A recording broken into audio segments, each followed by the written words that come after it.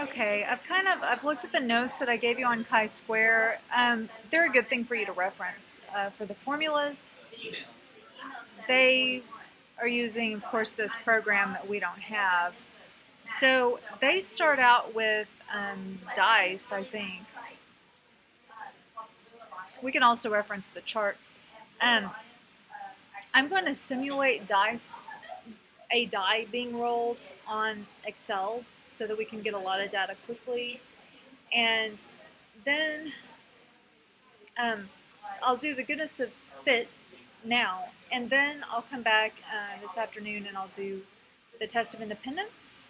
So for right now, we're doing goodness of fit. I expect it ought to fit well, unless the random generator on Excel is even worse than I thought it was. Where's my Zoom?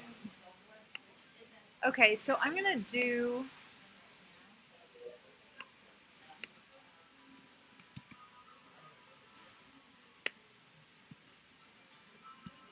random generator between 1 and 6. Oops.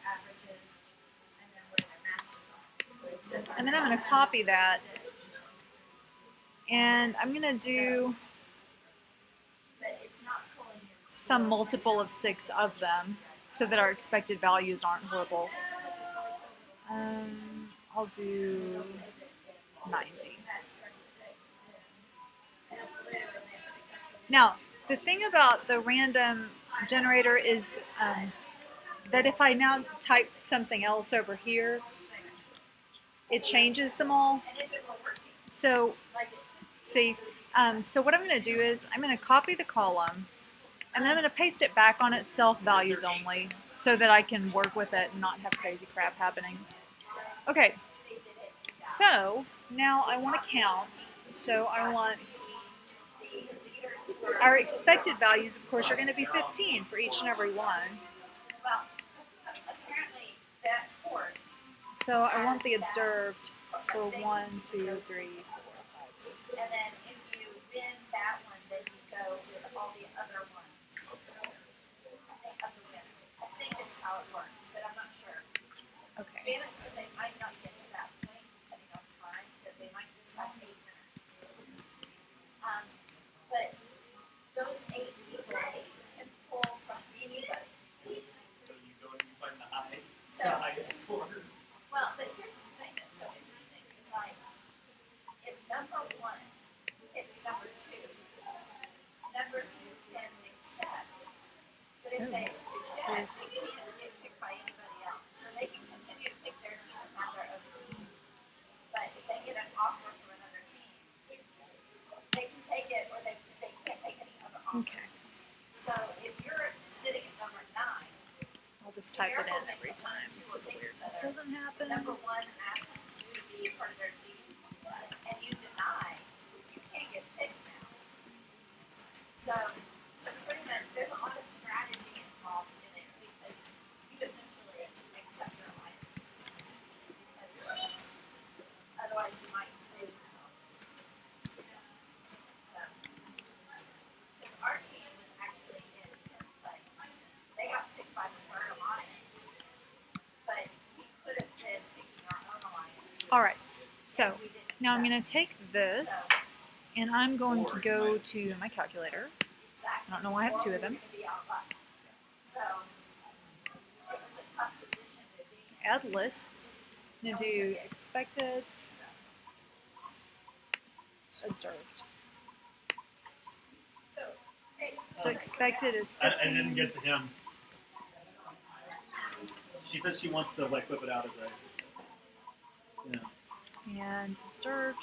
I don't know who's all that is, but you know. Are you able to print wireless? No, I had to go to.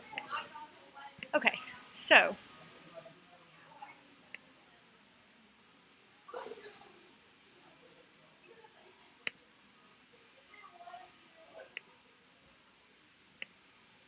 need to add a document.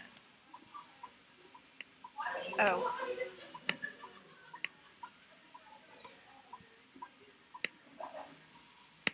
So to add a document, we go there and add calculator, statistics, hello, tests, and we go to chi-squared goodness of fit, right there. The observed list, the expected list, degrees of freedom. So we had 6 rows. So 5. And there we have chi-squared. We have the p-value. As expected, we would not reject the null. The random generator really should, you'd have to have basically a weighted die to reject the null hypothesis, which is that it comes from the population is representative of. So with a random generator, you think it ought to surely be close enough. Let's suppose, let me go back to 1 here. Let's suppose that it wasn't this random generator, and let's suppose something weird happened. Let's say this one only had 4, and let's put the other 11 here. Okay, so now if I do this,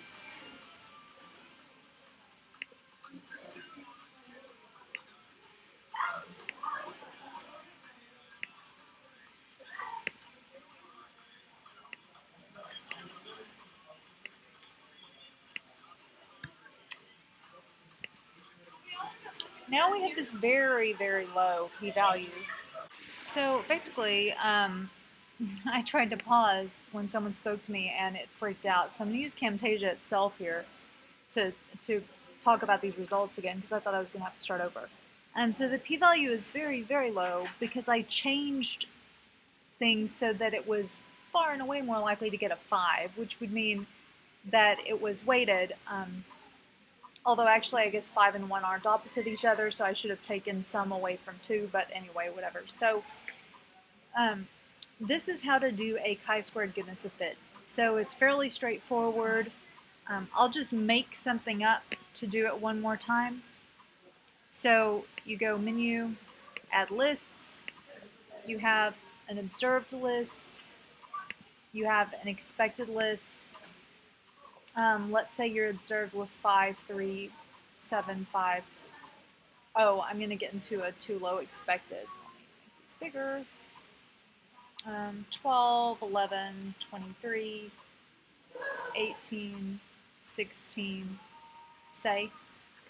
And then let's see, this totals to 46, 54, 64, 80. Oh, that's handy.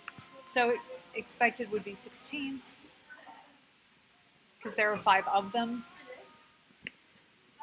So you'd expect about 1/5 of that 80 to be 16 in all cases. And then we do new page. And on the new page, we add a calculator. And then we insert tests, goodness of fit, observed, expected. It's 4 because I put in 5 things. And then we get this p-value of 0.208, chi-squared 5.875. So you can look this up. Whoops.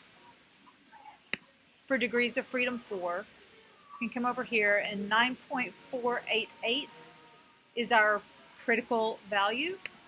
So because this is smaller than that, you would fail to reject the null hypothesis, but also you have this p-value is clearly larger than 0.05. So depending on where you're stating your results, you would use either one of these. But if you just give the chi-square value, then you have to give the degrees of freedom. Okay, so that's how to do a goodness of fit test. And so it's time to go to clubs, and then I'll do the test of independence later. Go back to what I had before, because, well, I never did it by hand. So let me get it from here. So our observed was 15, 11, 16, 16,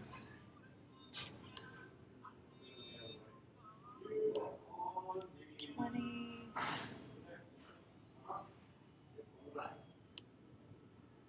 well, I can figure out how much is left. 20.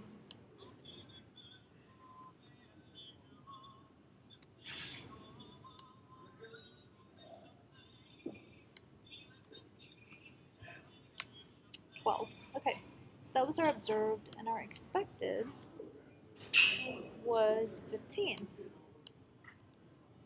for everyone. So what we want for each chi-square, the things we want to add up are observed,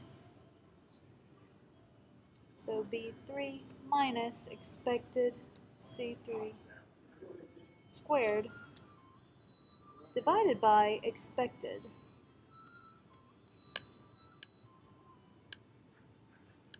Equal sign would help. Okay. And then we add those up, and we get the 3.47 that we got here. Okay? And then in this case, you go look that up on the chart, which, was here. So we look up, and it's 9.488. So because it's smaller than that, we do not reject.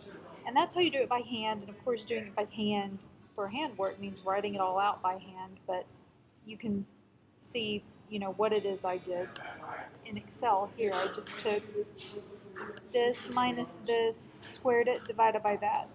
This minus this, squared, divide by that. This minus this, squared, divide by that.